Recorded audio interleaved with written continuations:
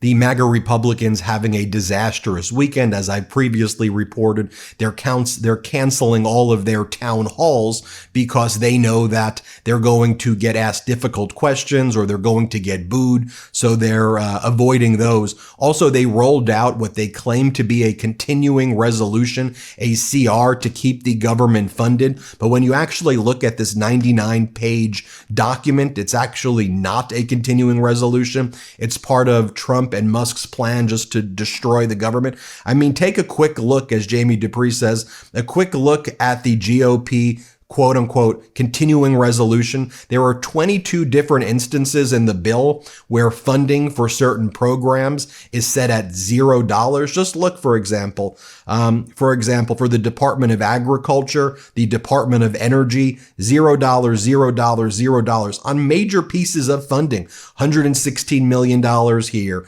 $38 million there. And why this is so deceptive as well is a continuing resolution usually just means you take the existing budget and you continue it because you can't pass your own budget. The MAGA Republicans have been using continuing resolutions over and over again because they're so incompetent they can't pass a budget. And usually when you talk about CRs, you want it to be clean. So there's not all this other language in there that you have to parse through, because then if there's other language, you would say pass an actual budget versus a CR, a clean one that just takes the budget and rolls it over. So this is really just a way to kind of be deceptive while gutting. I mean, look, agriculture. This is a way to be deceptive and gut education and all of these things that Americans rely on. By the way, there's nothing in there about no tax on tips, nothing in there about no tax on Social Security, nothing in there about no tax on overtime. More lies from the liar in chief, Donald Trump.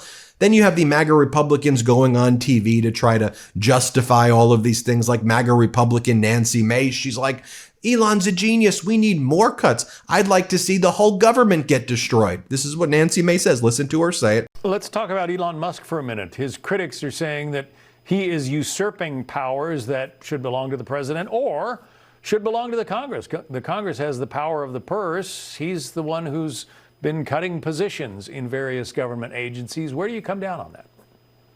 I don't think Elon Musk can cut enough. And in fact, I'd like to see him cut more. And I'm so grateful as a member of Congress, on average, you have 15 to 20 full-time employees. Not all of us, we don't have the time or the ability to find all the waste, fraud, and abuse. And what he's done in a few short weeks with his large team, they have the same clearances, the same qualifications as anybody else taking a look at this information and this data. What he's done is a great service to his country, a great service to every hardworking American to expose some of this so that when we do get in there, when we do take that scalpel and we do start cutting away, that he's been able to find the fat that we got to trim.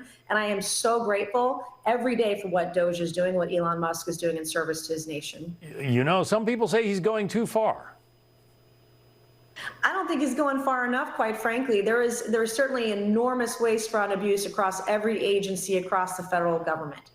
Then you've got MAGA Republican Brian Fitzpatrick claims that Trump cutting off intelligence sharing with Ukraine is actually part of the art of the deal. It's escalate to de-escalate, help Russia, but then that helps reach a peace deal. The hell is he even talking about? Play this clip. Let's talk about Elon Musk for a minute. His critics are saying that he is usurping powers that should belong to the president or should belong to the Congress. The Congress has the power of the purse. He's the one who's been cutting positions in various government agencies. Where do you come down on that? I don't think Elon Musk can cut enough. And in fact, I'd like to see him cut more. And I'm so grateful as a member of Congress, on average, you have 15 to 20 full-time employees. Not all of us, we don't have the time or the ability to find all the waste, fraud, and abuse. And what he's done in a few short weeks with his large team, they have the same clearances, the same qualifications as anybody else taking a look at this information and this data. What he's done is a great service to his country, a great service to every hardworking American to expose some of this so that when we do get in there, when we do take that scalpel and we do start cutting away, that he's been able to find the fat that we got to trim. And I am so grateful every day for what Doge is doing, what Elon Musk is doing in service to his nation. Some people say he's going too far. I don't think he's going far enough, quite frankly. There is certainly enormous waste, fraud, and abuse across every agency across the federal government. I want to give a shout out to Democratic Congress member Claus, who's you've seen him here on the MeidasTouch network. Here he calls out the panel that includes Republicans as well, saying, look, Republicans are not even saying the most basic statement. Ukraine is right, Russia is wrong. Here, play this clip. There's 300 billion euros of frozen assets being held in Brussels right now that France and Germany and Belgium have control over. Russian assets, that's right. If Congress signaled in a bipartisan fashion that, one, we want Ukraine to win this war, we believe Russia was the aggressor, not Ukraine, and two, that we support our European allies in giving security guarantees to Ukraine paid for with Russian assets, I think we could get to resolution very quickly. Congressional Republicans are not stepping up and just saying the very basic sentence of Ukraine is right, Russia is wrong. Let me ask you a question, Congressman Gonzalez. And then Democratic Congress member Claus looks at MAGA Republican Representative Tony Gonzalez after Gonzalez claims that Doge is popular, and Claus brings the receipts. That's why I love having Claus on this show. Here, play this clip. Doge is very popular in my district. People are going, what is this? I mean, you listen to the State of the Union and President Trump goes down the list and you're hearing some of these things. Money to Zamunda for, research on squirrels. And you're like, no way this can be true. That's a lot of the talk in my district. Is it popular to cut health care for the 40% of kids in this country who rely on Medicaid to pay for tax cuts for people who don't need tax cuts? Yeah. That's not going to be popular. You know well. So let me just bring it, Brenda, right now. That is what congressional Republicans are doing. Yeah. Doge is a misdirection tactic. The focus of effort is that they're going to take $880 billion out of health care that seniors rely on for at-home care, that kids rely on for primary care, and they're going to use it to give the 1% massive tax cuts. Everyone obviously supports getting rid of waste, fraud, and abuse. So let me remove that from the conversation for a second. Then Donald Trump brings out his Commerce Secretary, Howard Lutnick, who says, yes, the tariffs will go back on April 2nd unless we end the fentanyl. I mean, end the fentanyl? You're ending programs that help combat fentanyl. By the way, what about the bipartisan border deal? You're not doing that to stop fentanyl. You're just going to talk about it and say we need to end fentanyl and then just defame Canada. Here, play this clip. Second, that's going to be reciprocal tariffs, and I'm happy to talk about that. But let's try to keep those two different. Okay, understood. But you say he's not going to take his foot off the gas. Does that mean these are permanent tariffs? Mr. Secretary, can you provide clarity, yes or no? If fentanyl ends, I think these will come off. But if fentanyl does not end or he's uncertain about it, they will stay this way until he is comfortable. This is black and white. You got to save American lives. So with respect to fentanyl, this is about the border and fentanyl, and that's an agreement between the president and the two leaders of Canada. Of course, Justin Trudeau's got a lot to say. Of course, he's leaving in like days, so it's not really that fun to listen to some guy who's trying to create sort of a mess for Canada, which he's trying to do.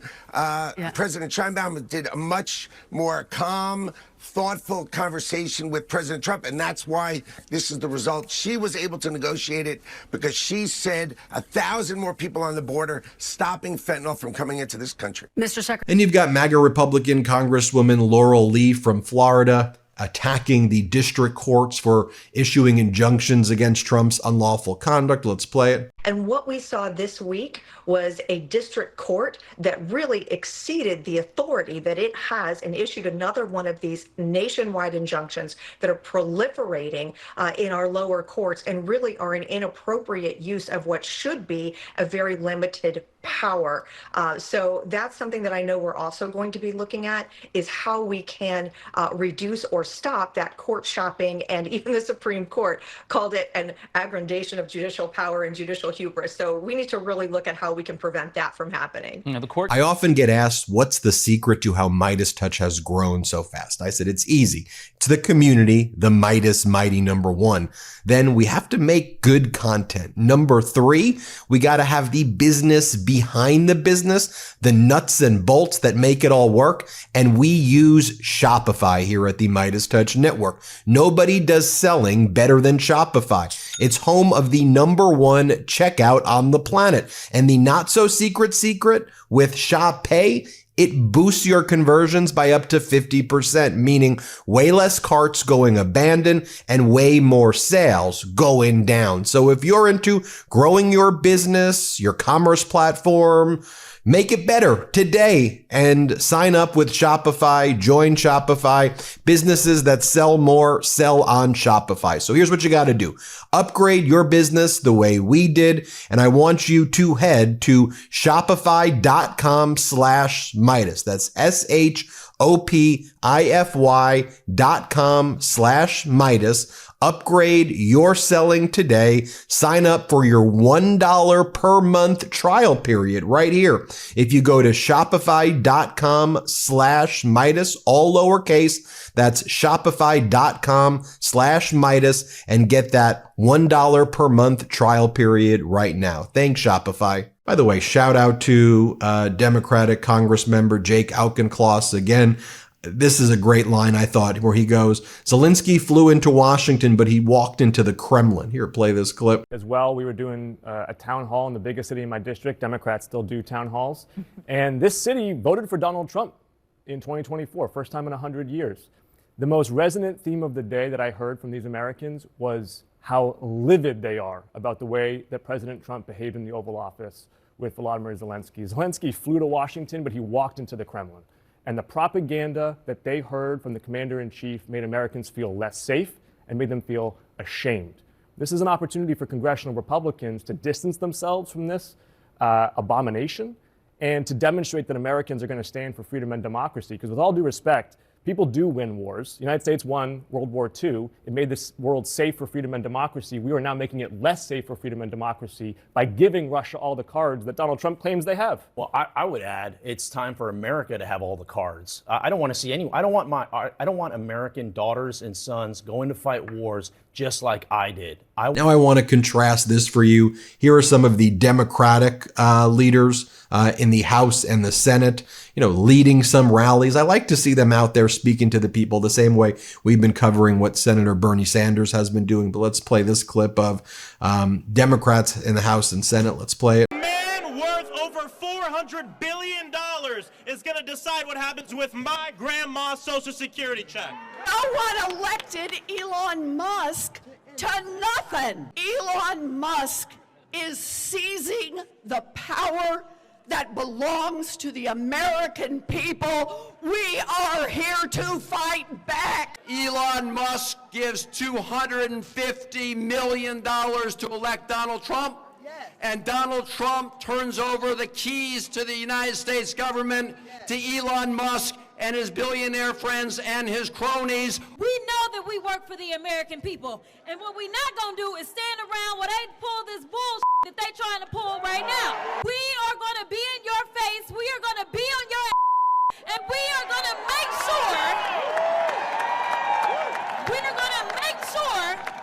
you understand what democracy looks like, and this ain't it. And then contrast that to over here, the MAGA Republican Congress member Hudson, who leads the Republican Congressional Committee, campaign committee. And he's out there basically saying, look, we have to cancel all of our town halls because of George Soros. Here, play this clip. Unfortunately, the Democrat Party has hijacked these in-person town halls, busing people in whose sole purpose is to disrupt these meetings, and so you can't have a meaningful dialogue with your constituents. So my recommendation is use technology so you can have these meaningful dialogues, so you can actually reach more constituents. A lot of people are really busy with their families and their jobs and their lives. They don't have time to go to a town hall meeting. I mean, are you just concerned about the optics, though?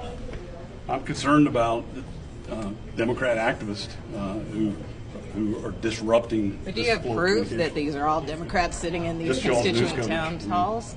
Just y'all's news coverage. Have you held a town hall? I held a lot of telephone town halls. I've got one coming up. I think next week or the week after. Don't you think it's important to have that face-to-face interaction with people in your district? I think it's the only way you can be a good representative. And that's why it's such a shame that the Democrats are threats to democracy by disrupting this dialogue. So utterly stupid. Here's Democratic Senator Adam Schiff. Let's play it. At the kitchen table, hoping that he would offer something to help them afford a new home or pay the rent or afford health care or child care. There was nothing in it for the American people And that's where we need to keep our focus. I was just listening to your guest precede me, trying to explain that these tariffs, these on-again, off-again tariffs, are not about trade. It's a drug war, but next month it's a trade war, but now it's a drug war.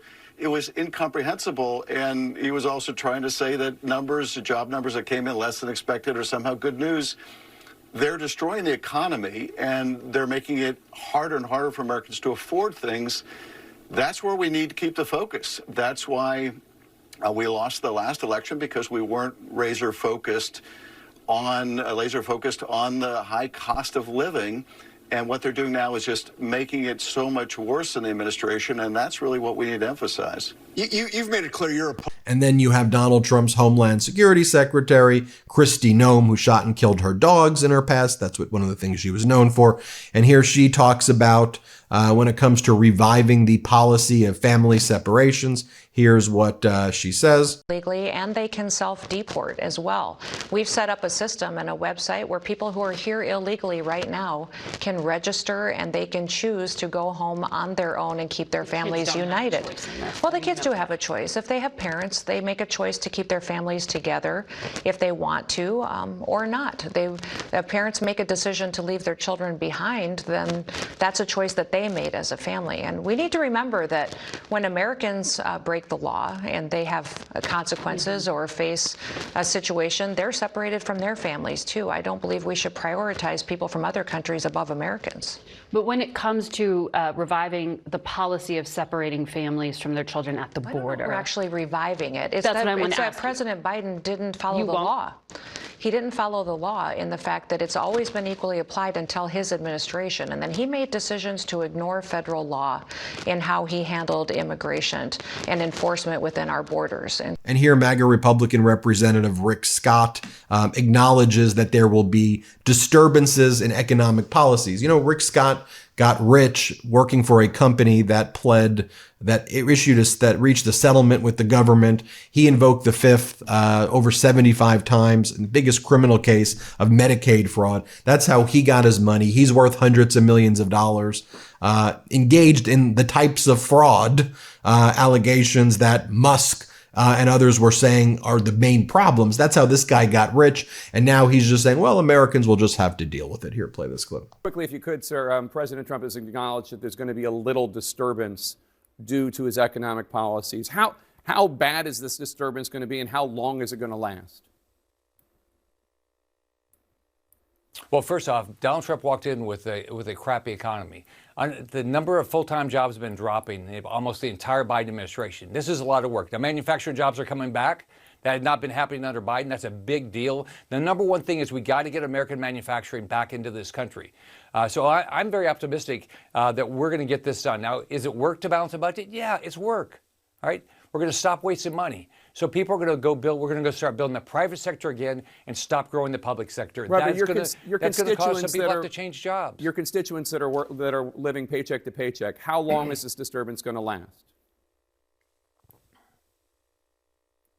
Well, the disturbance is the 20% inflation under Biden, the fact there's no full-time jobs. So it's already changing. We're already adding full-time jobs. We've already added 10,000 manufacturing jobs just last month. I'm very optimistic it's going to happen very quickly. Okay. I mean, inflation was high, but it was not 20%. Senator Rick Scott. Well, there you have it, folks. Let me know what you think. And I like some of these Democrats fighting back. Hit subscribe. Let's get to 5 million subscribers. And thanks for watching. Can't get enough Meidas? Check out the Meidas Plus Substack for ad-free articles, reports, podcasts, daily recaps from Ron Filipkowski, and more. Sign up for free now at MeidasPlus.com.